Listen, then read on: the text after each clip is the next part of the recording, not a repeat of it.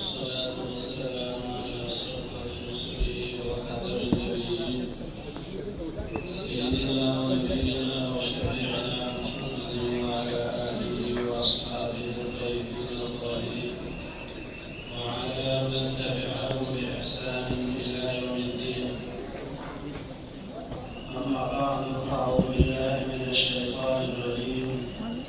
بسم الله الرحمن الرحيم.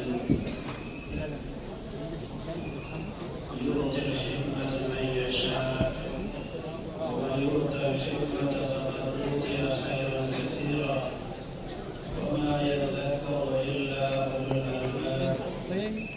وقال رسول الله صلى الله عليه وسلم: من يرد الله به خيرا يفقهه في الدين. صدق الله العظيم وصدق رسوله النبي الكريم. اللهم صل على محمد وعلى آل محمد كما صليت على إبراهيم وعلى آل إبراهيم إنك حميد مجيد. اللهم بارك على محمد وعلى آل محمد كما باركت على إبراهيم وعلى آل إبراهيم إنك حميد مجيد.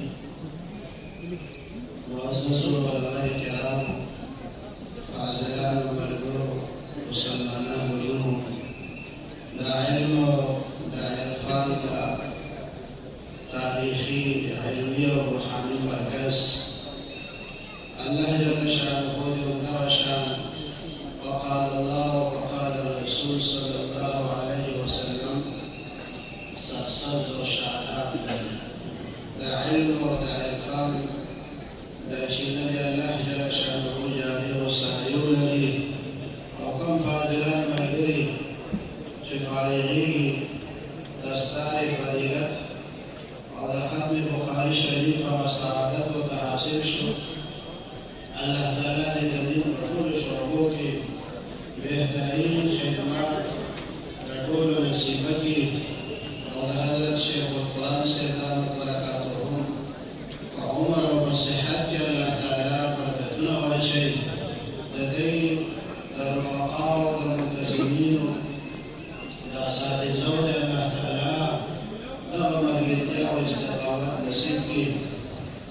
مسلمانانو نوم امام بخاري رحمت الله علیه د خپل کتاب په آخر کې چې کوم باب قایم کړی او کوم حدیث پاک ذکر کړی دی د هغې متعلق د شیخ